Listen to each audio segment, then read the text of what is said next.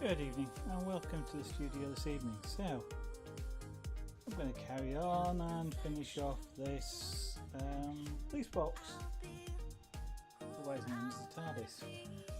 And then once we've done that, may have a play with a little bit of glass I've got down here just to try some things out. So that really depends on just how far we get. So, the first job tonight is going to be write police box around the top 4 times.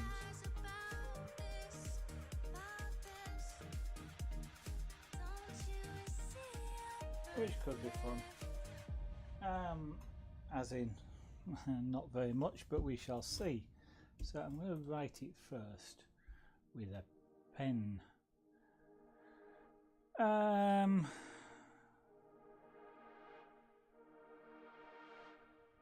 Yeah.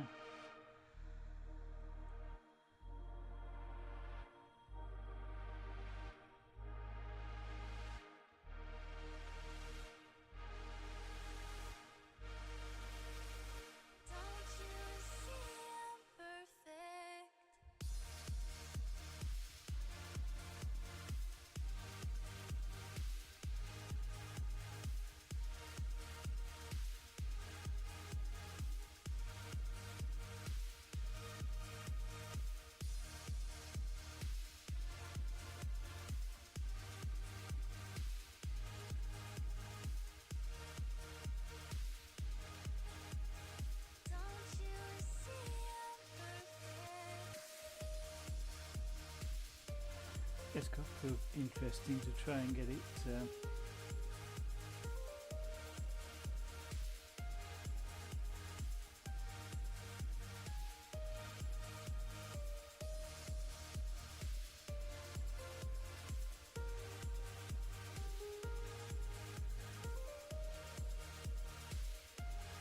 it's amazing how much concentration it takes to write. Of course, one of the things I want to try and do is get that roughly level, top and bottom, and spaced out roughly evenly, and things like round. So we will have fun with when we come to engraving that, that's for sure.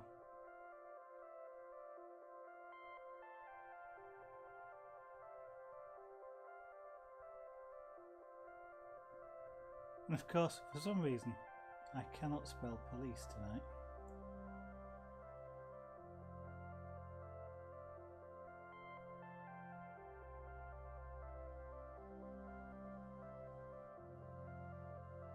Yep, so it's kerning and everything.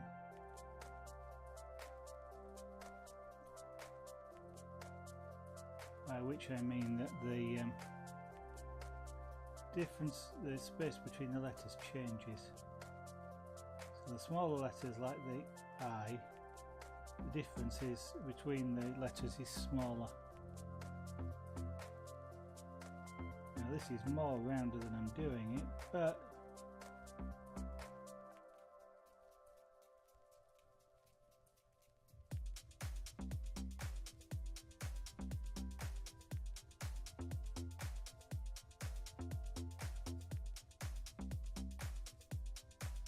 that one's got to be, make sure it's got to be as far over as I can, really.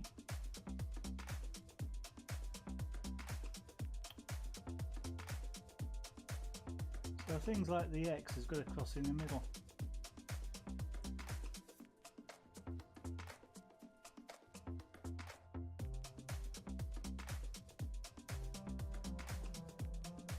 Lettering is one of the hardest things to get to look right. Always very hard to do. One of the things I did a long time ago was some technical drawing training.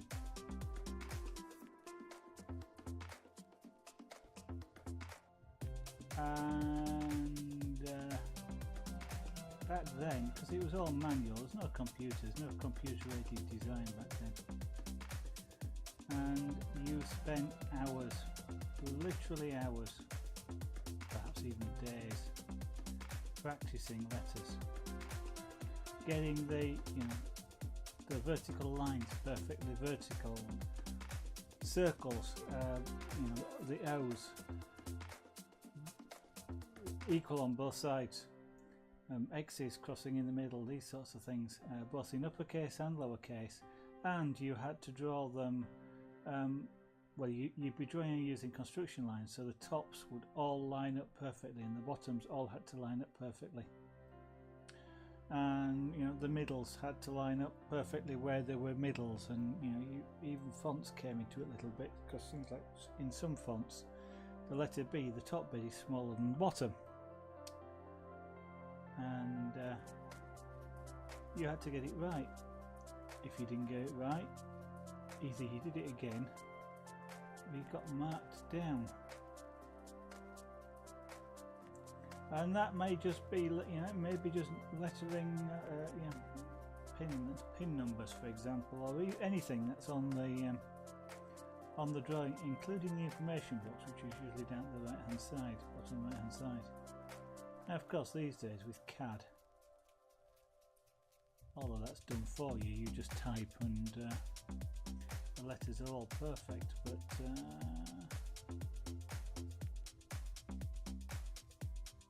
I had to learn the hard way. When it comes to doing things like this, it does kind of help. I'm not sure whether you'd be able to do this using sandblasting, just from the point of view of it's relatively small, and of course, well, you'd have to use to lay the mask on top of this, you'd have to use some transfer tape of some kind, otherwise you can't have the O separate, the bit separate in the middle.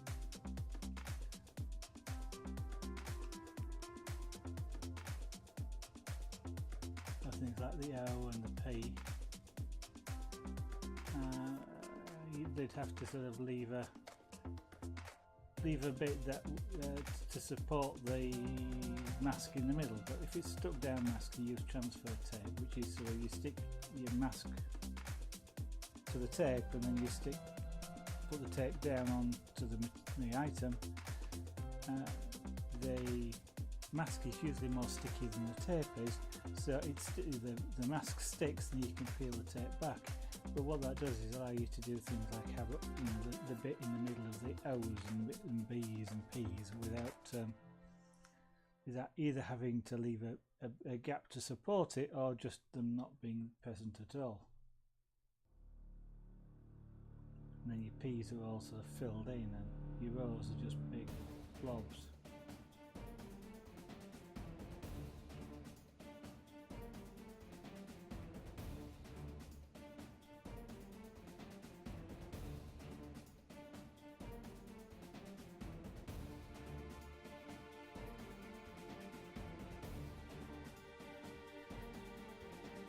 Now this is partially just to provide me with a location, so I know roughly the size and position of the letters.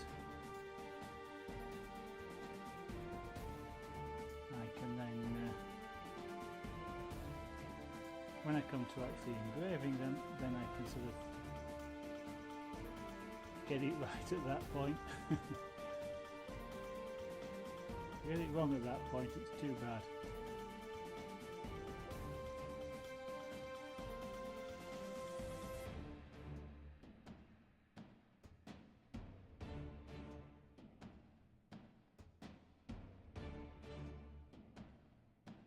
Those are quite hard to do actually, just to get them to look nice.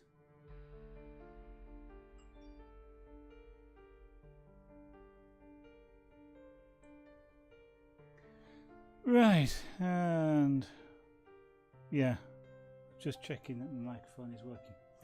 Okay, so we're going to say police box across there. And then we'll do some other little tidying up bits and pieces around. So I was looking for the pen top, it stuck to the top of the pen. Which is a natural place for a pen top when you think about it.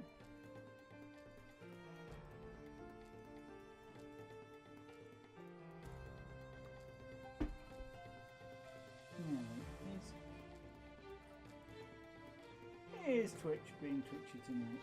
Yeah, probably. Anyway, right, so what we're going to do is we're going to use the air tool for this.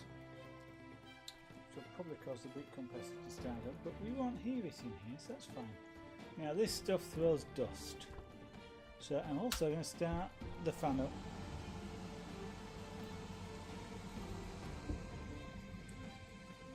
Right, yeah, we'll start on the side here. Wrong foot control.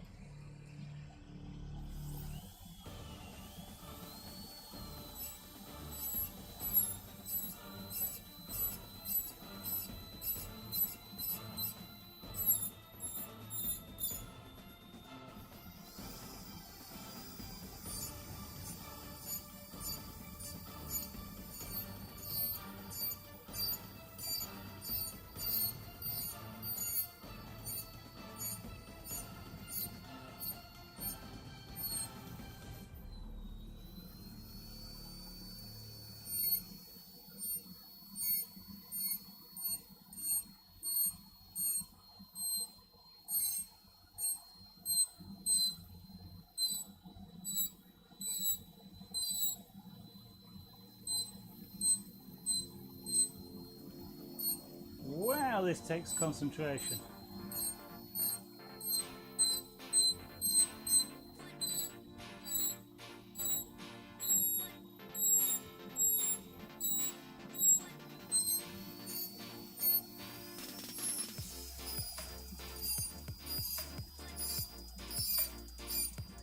It is such a long time since I did lettering with an engraving pen.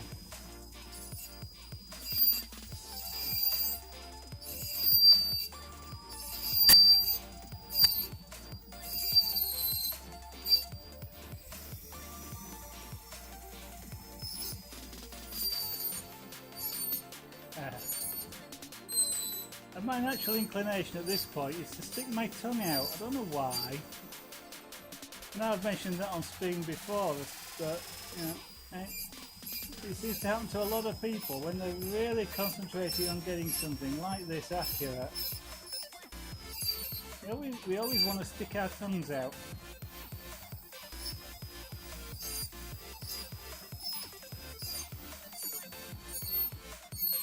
I don't know what it is about putting a tongue outside your mouth that makes doing something like this more accurate.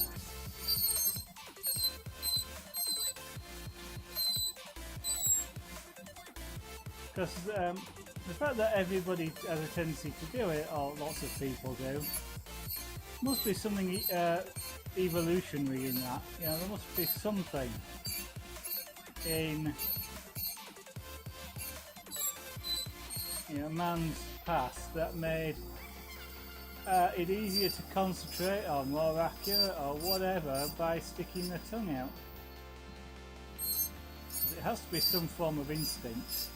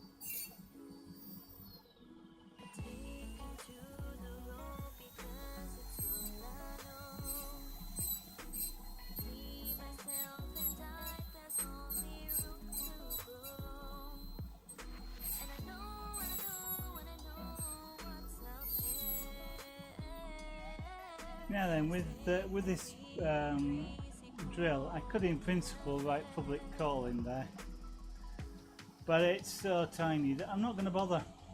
I mean, the chances of messing it up are quite large, and I don't really want to mess it up either, so I think we'll probably leave that.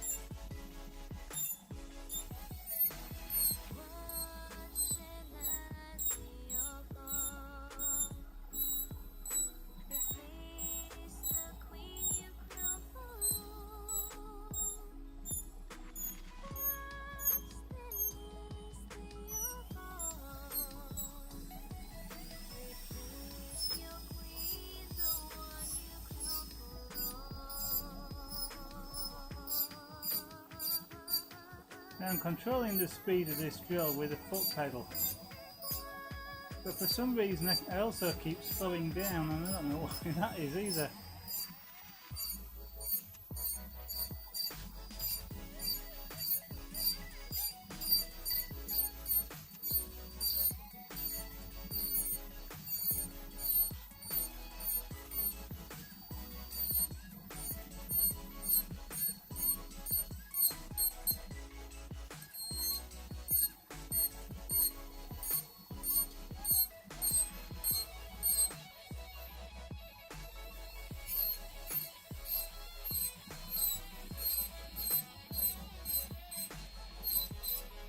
Now if you can use your tool at an angle to right angles to the direction that you're going, like I'm going across the bottom here, so I'm holding the tool, so it's basically spinning in the direction of movement, then you'll actually get a better defined line than coming the other way with the ball essentially pointing in the direction that you're going, because that you just you'll get a wider line, shall we say, as well. You might not see it as I do this, but as I come down the C here, it's an extremely fine line, which I actually have to work to widen. Whereas if you do it from sidewards, then it kind of takes care of that feat for you, because of the way the ball cuts into the glass.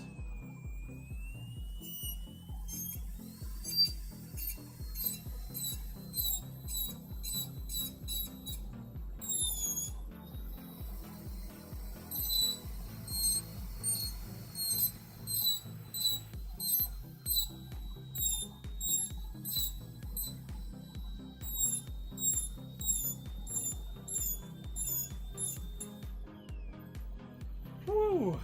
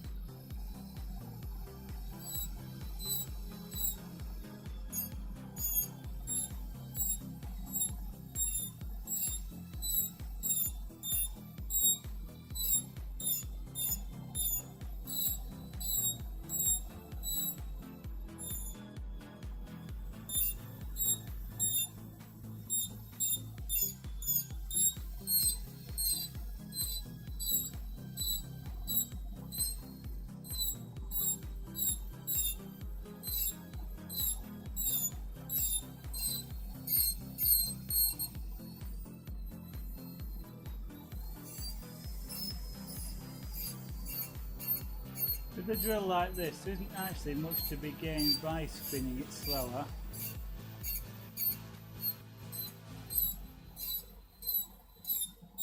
Because you just lose the torque that is there You can end up just stalling the bit. You try and do it too slow. I mean, one of the things about the air control with drills like this is if you're spinning a bigger bit, for example, or a different type of bit, perhaps one that's more aggressive, there, you know, especially if you're doing it for dental purposes, then it's perhaps a good idea to be able to slow it down.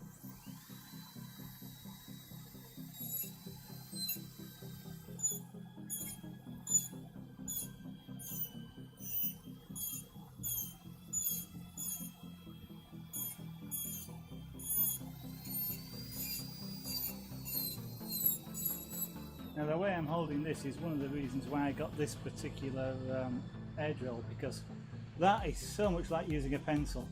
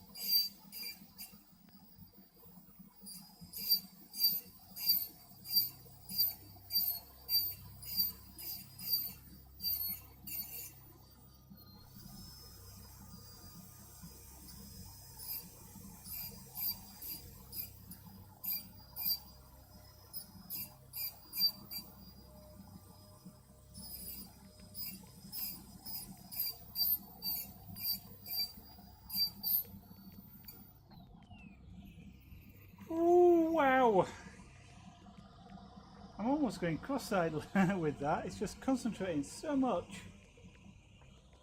on getting that sort of right. Let's give that just a couple of minutes now, or a little few moments, just for the air compressor possibly to catch up. If it's, I'm going to take a drink of coffee.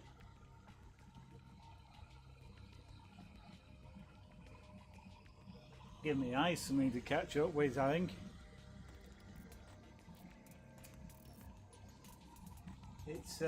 It's amazing the intense concentration that you have sometimes when you're doing something like that. And then sort of when you break eye contact with it, your eyes just go, what on earth are you doing? Right.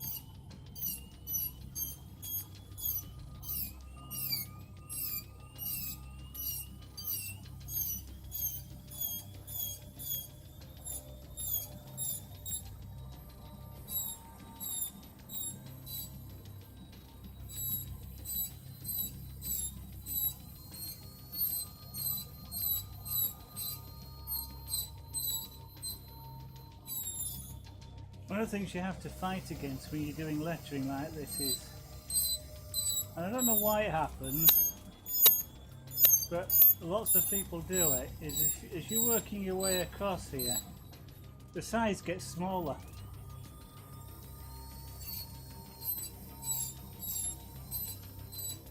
And it's something that lots of people do when they're I don't necessarily mean engraving, I mean where they're just, you know, sketching letters or anything. As they work, you go along the lines, the lettering gets smaller for no apparent reason.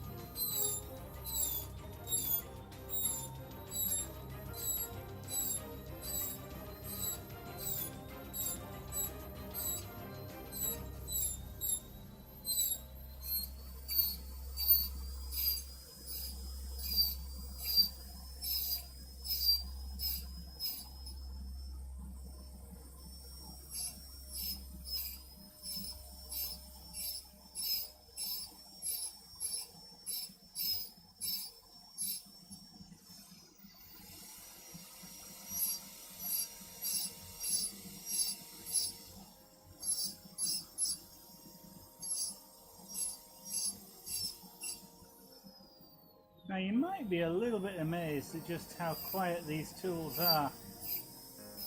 Almost all the noise that you're hearing is actually from the fan, but if you are hearing the tool at all, you're actually hearing the scratching on the glass. The turbine here is making a whistling sound. And I can hear the air rushing through it, but I suspect you can't above the fan noise. But I know when people have seen me do this in person, are kind of a little surprised at how quiet the tool is, because they're used to things like big drills, for example. Possibly those people have used flexible handpieces on flexible drive shafts on big drills, or they've used Dremels, and of course the Micromotor that I use resembles a Dremel. You say resembles, and but he's I won't say he's silent, but he's really quiet, especially compared to a Dremel. And it really just comes down to the manufacture of them, and I hesitate to say quality because they're just designed differently.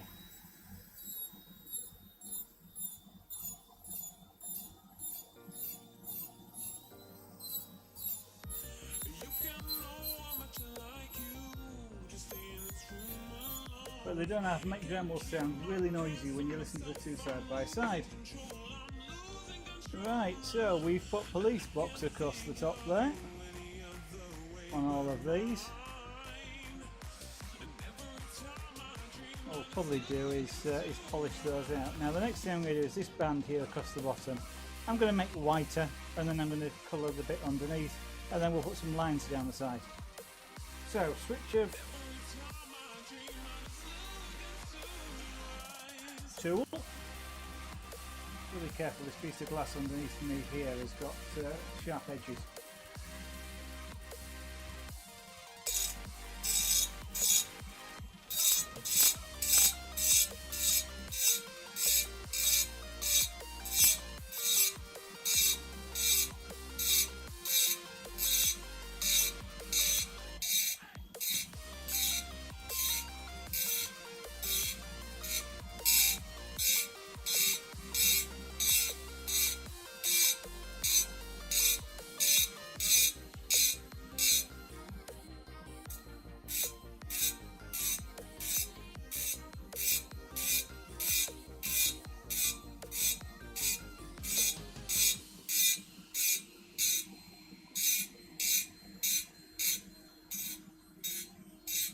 Any puffs are what looks like smoke that you're seeing coming off. It's not smoke, it's powdered glass.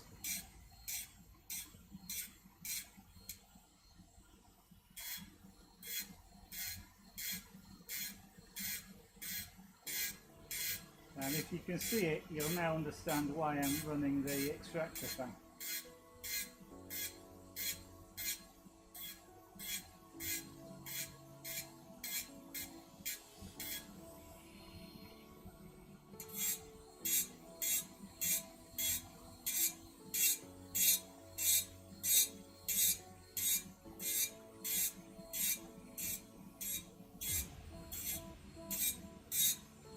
Now this is not taking any force to do, I'm only lightly touching the glass with this engraving wheel, but all the work is being done by the wheel itself.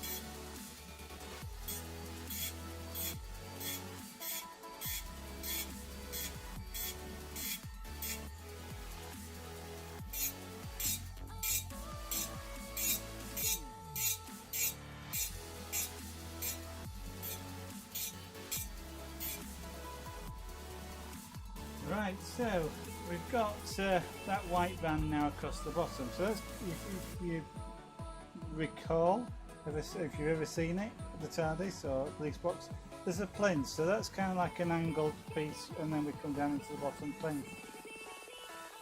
So with that bottom plinth, what I actually want to do is make that slightly darker, because or less white, because the white is kind of like reflecting the light.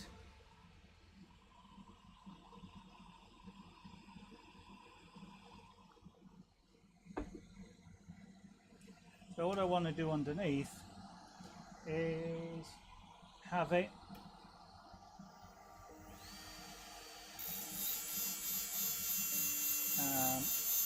less white.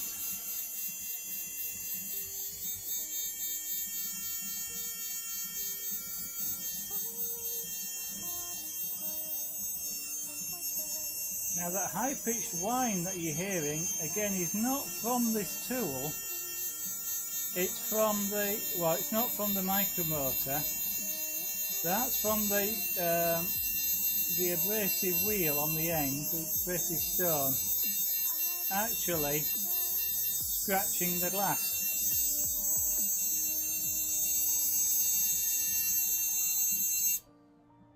As you can see, as soon as I take it off the glass, that stops.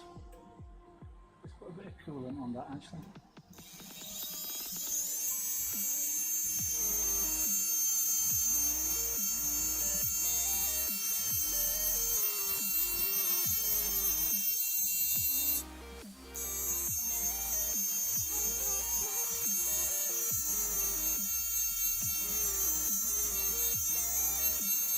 So that's the cutting and the vibration of the glass and the tool and the glass. It's making it high speed whining noise.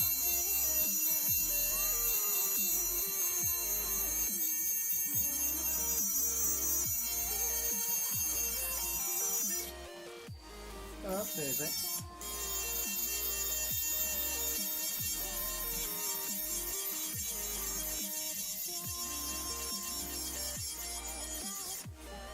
Going around the corner isn't easy.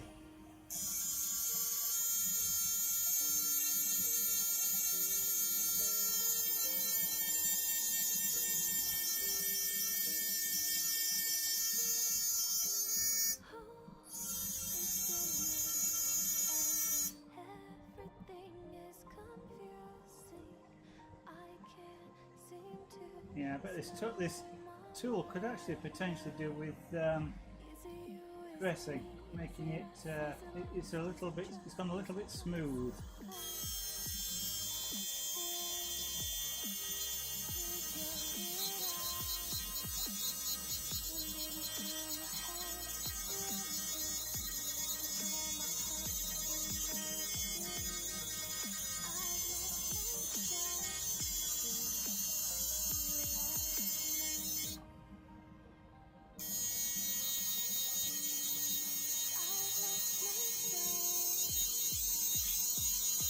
So what I'm doing now is just running a little bit slower, give it time to get rid of the glass stuff, which hopefully will stop it clogging quite so much.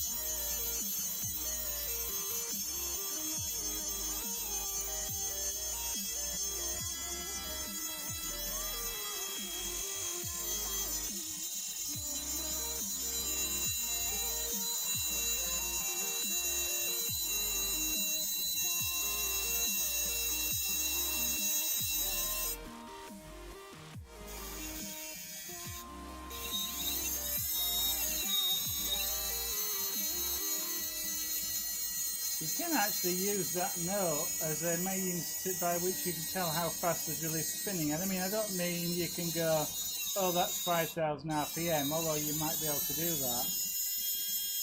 As you can hear, if I speed it up, or slow it down, you can hear the note change. So if I want to try and maintain a fairly constant speed, then that is useful to be able to hear that. Not that you can avoid hearing, I don't think, but and if really necessary, if I really wanted to maintain the speed, what I could do is just revert to manual control. Instead of using the foot control, I can go to the controller and switch it to manual control. Switch it away from the foot pedal, and then I've got a constant speed.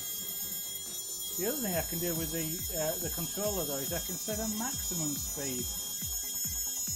Now that's quite useful, especially with tools that you can't spin too fast, or you shouldn't spin too fast, should I say. Because you can set a maximum, and if you accidentally floor the pedal, you don't damage everything by the tool bending and trying to break your micromotor.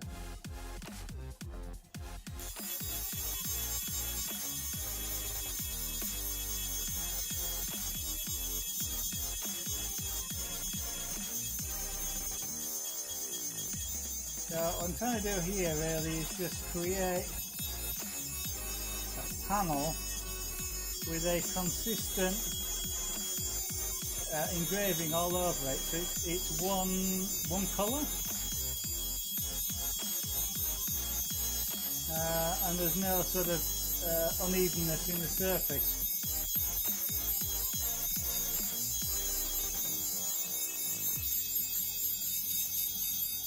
And that I've covered the whole of the surface. I'm not leaving shiny bits in the middle.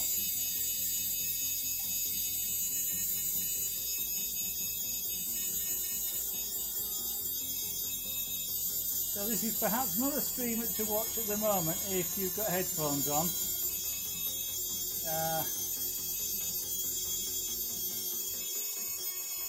Just because it's somewhat of a piercing noise, I guess, and having that being directed straight in your ears is perhaps not as nice as it might be.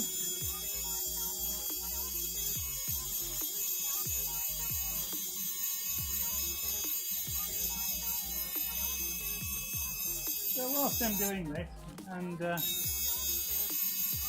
just tell you a little bit more about the channel if you're new to it. It says I'm a variety streamer, and that is because I am. This is just one of the different arts and crafts styles that we do on stream. So this obviously, if you know what it is glass engraving. But we also do wood carving, and whilst most of the carving that has been done on stream so far has been done with hand chisels or perhaps with knives, I am looking in the future to do some power carving. So that's using tools like this to carve wood with,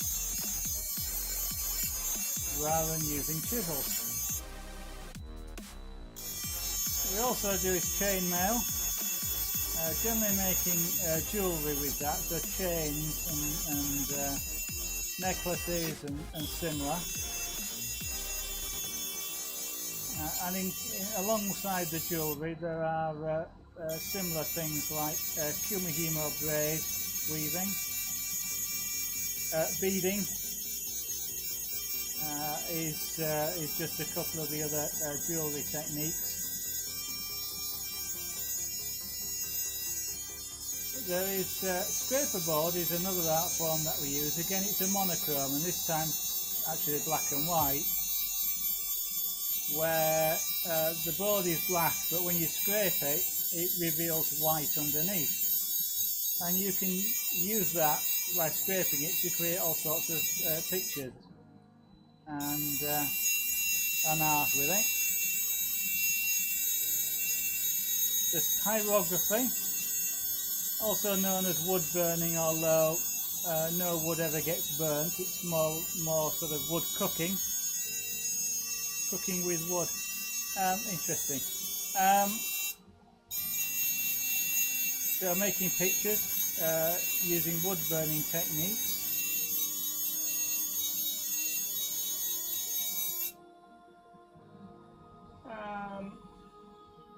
Yeah, then something called punchcraft. That's a bit like rug making, but usually we do that on smaller pieces. So, it uses a similar technique of punching a really a really sharp needle through material, dragging a thread with it to create loops, just like rugs and carpets are made. There's something called magic dots, which is a technique of placing little tiny plastic dots which are shaped to reflect and light, so they kind of sparkle, to create an image.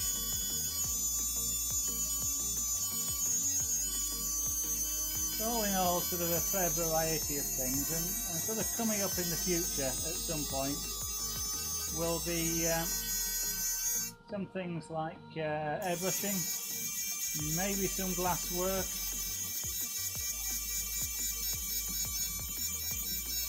some model making of various kinds.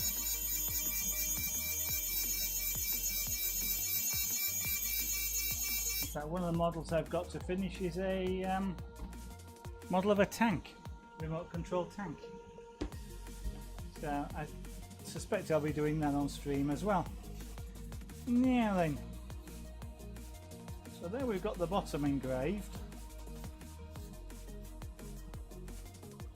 So now a little bit more detail. So I'm going to come down the sides to create the corners.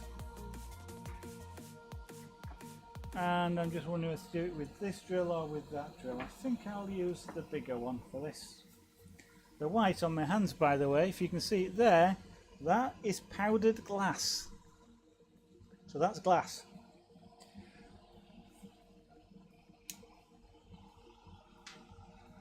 So I'm going to switch to and that one needs the collet on it. Which I must remember to order a replacement for. So this is a diamond ball. Right, and I need to remember to switch foot controls. So now what we're going to do now is get this cord out of my wrist, out of my way, and I'm going to come down the corners.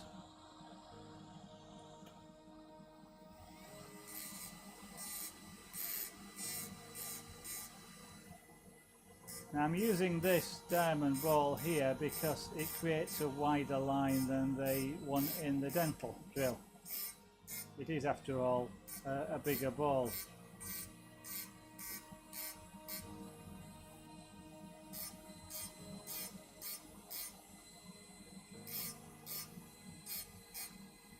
Now there is a very faint moulding mark down the side of this coffee jar. So that's giving me, well, it was giving me, it's just disappeared, but giving me a mark by which I can more easily see where to go.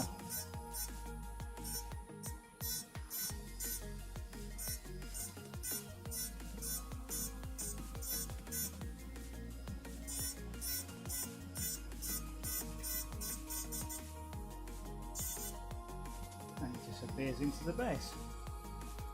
Now do it again.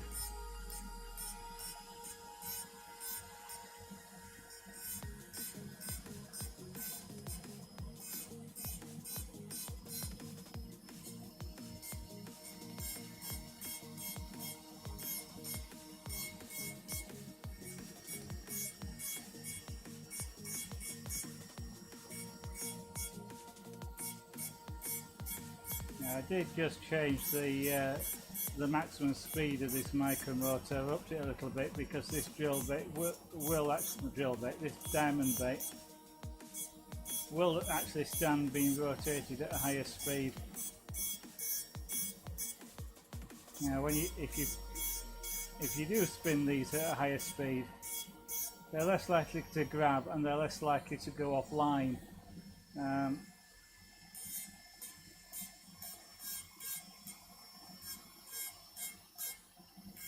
So anything that's off the line, it's not quite straight. It's purely down to my skill now, not the diamond bit catching and being directed offline. The faster the faster the bit is spun, the less less the material catching or well, there isn't any grain with glass, but if you're doing it with wood, for example, wood grain can cause the bit to wander. Glass doesn't have that, but you sometimes get a little bit which will push the tool offline slightly, or even just the angle of the glass. But if you look, the faster you spin it, it just grinds those bits that would push it away from where you want it. It just grinds them away, and so the tool stays more or less exactly where you want it to be.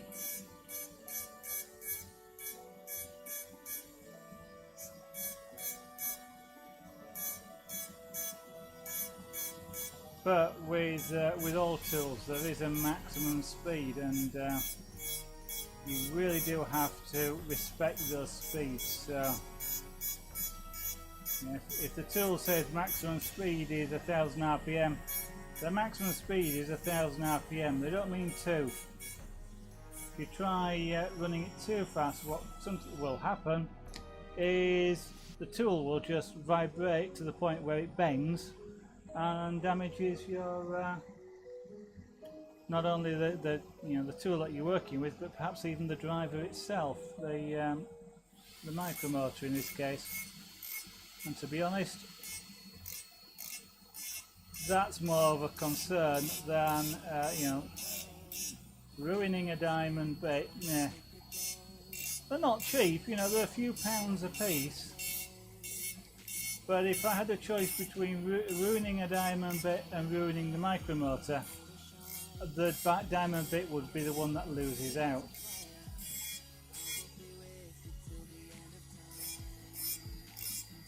But ideally you don't want to ruin either from that sort of silly thing.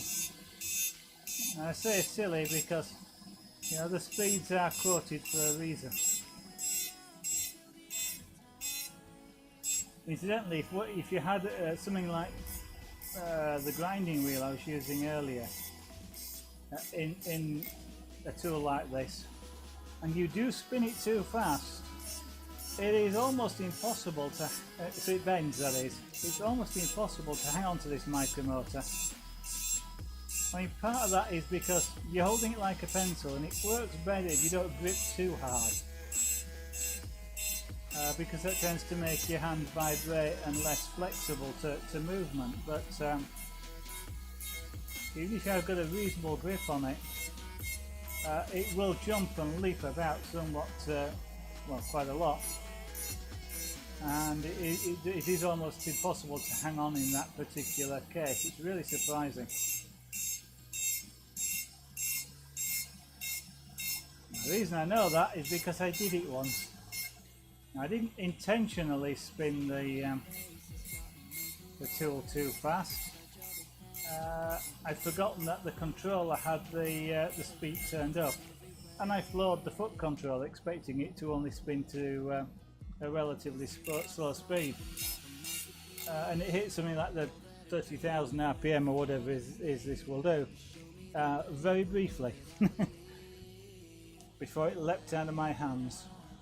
With a damaged wheel on the end, which incidentally bent itself to a complete right angle. And these shafts these shafts on these bits are really strong. I did try bending it back afterwards. I certainly couldn't do it by hand.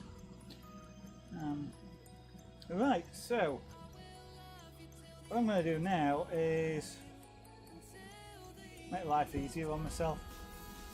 I'm going to take these black pen marks out, and I'm going to make that easier on myself, because what I'm going to do is switch. Oh, you're going to be awkward, aren't you? I'm going to switch back to a polishing wheel and just gently polish it, so to speak. I must get a new collet. This one isn't quite right anymore, but I keep forgetting to order one. So I'm putting that in there and lock it. That's one of the nice things about a micromotor. That is locking the chuck or the collet in place. Somewhat similar, I guess, to modern power drills. What I'm going to do is change this wheel on the end for the polishing disc. And you might not see it, but already this, because of the way I've been using this, I've already ground it to an angle. Or it has become ground to an angle. So I've got a black polishing disc here. Now this I thought was the most aggressive one, but I may have a play about with these at some point. Generally speaking, the different coarsenesses, or how much polishing they are, is, and I'll turn the speed down on this, is derived by the colour. So like white, pink, blue, black. Black is supposed to be the coarsest, and then the others are finer, I believe, but I don't know which one is actually which. I could look it up. I tend to just use whatever I feel like using at the time. So all I'm doing at the moment is just polishing the glass, which is removing the black marks.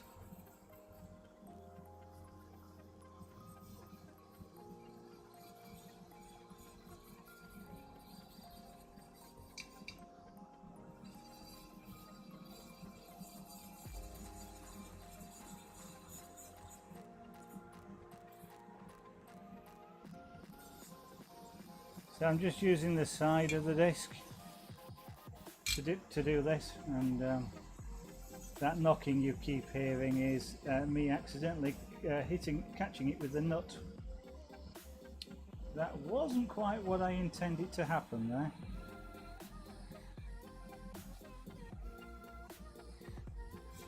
Note to self, be a little bit more careful.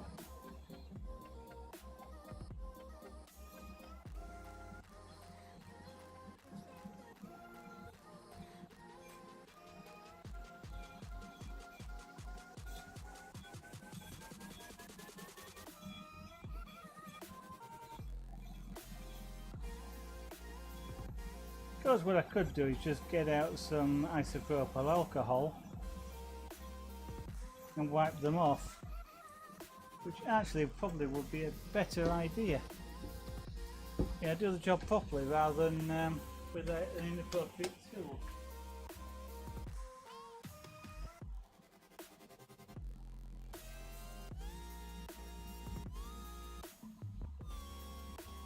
Having said which, I don't actually know. Let's turn that off as well, because I don't need it on at the moment. I don't actually know whether this alcohol will really take that black marker off, but we're about to find out.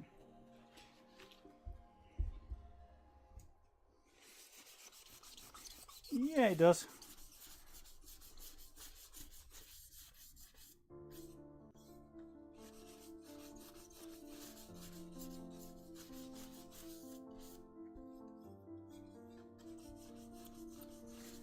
Nice. Oh, I've forgotten the line across there. Okay, well, we'll put that in a minute.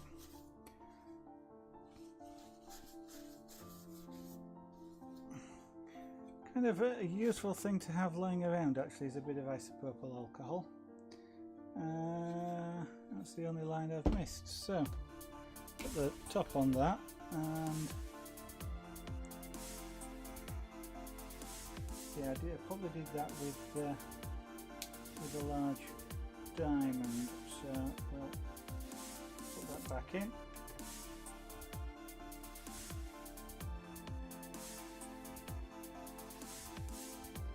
Lock it off. And go across here now.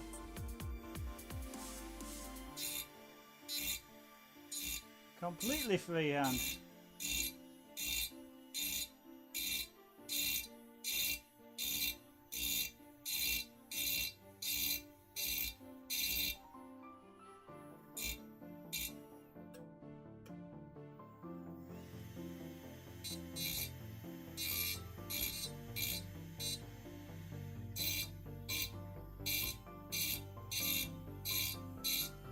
Now we can just have a look and touch up if we need to any particular places, but that looks okay.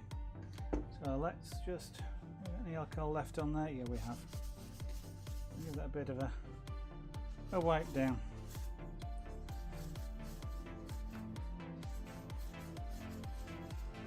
And there we go, a nice sparkling. Let me put the lid on that properly. Side. Useful for cleaning glasses as well, by the way. There we go.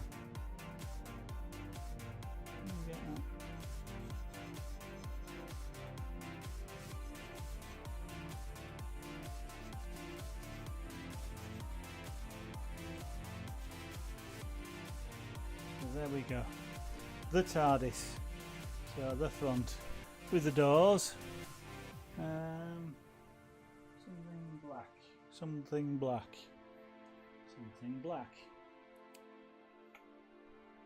Let me see if I've got something black.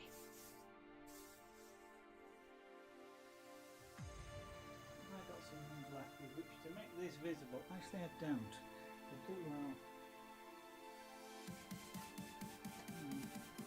This isn't black, but it may make it a bit easier to see. Not very.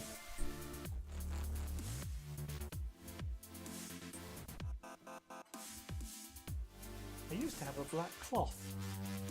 I don't actually know where that's gone. Put that to one side, because that's got glass dust in it, so I'm be a bit careful with that. Because I've got glass all over my... black cloth. I've been using this for several days for soldering on, so why I didn't realise I'd got that, I'm not sure. But there we go. That makes it a bit easier to see. So we have the Tardis police box. That's the front, because it's got the door up there, and then we've got the sides, which are more or less the same. It's not as easy to see in person, but you have got what is like a 3D effect around the panels here. But it's a stylised version. Even says police box across the top. No attempt to make to put public call in there. Because it actually is police public call box, but there we go. So that's done.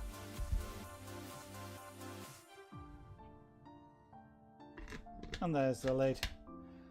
So it sort of makes it look a little bit more, it's a bit tall obviously, but you could even put an LED in the top there. Took a battery up underneath there, something, it doesn't need to be, you can get LEDs that flash by themselves. So it just needs to be a little button cell,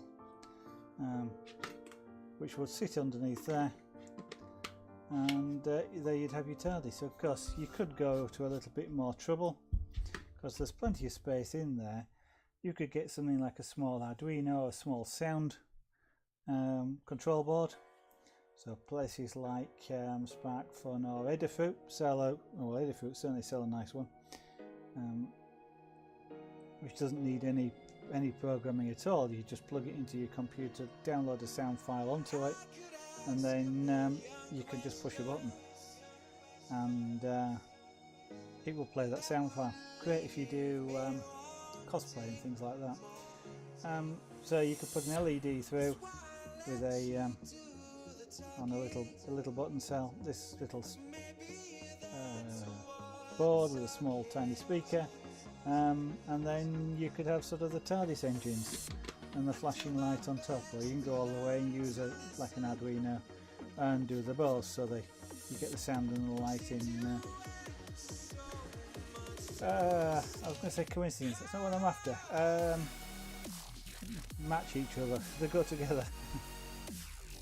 There we go. One police box done. We're now what, 8:30? Okay, I think actually I'm going to stop there tonight. I could carry on, not with engraving that, but I've got a piece of glass down here, and I've got some different polishing wheels, for example, and it had been interesting to try them out, but I'm not going to bother.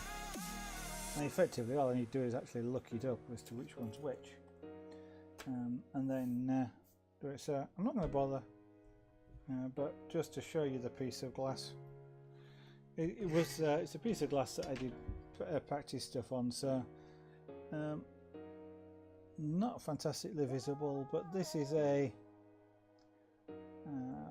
house in a western town, which is actually in it's a film set actually in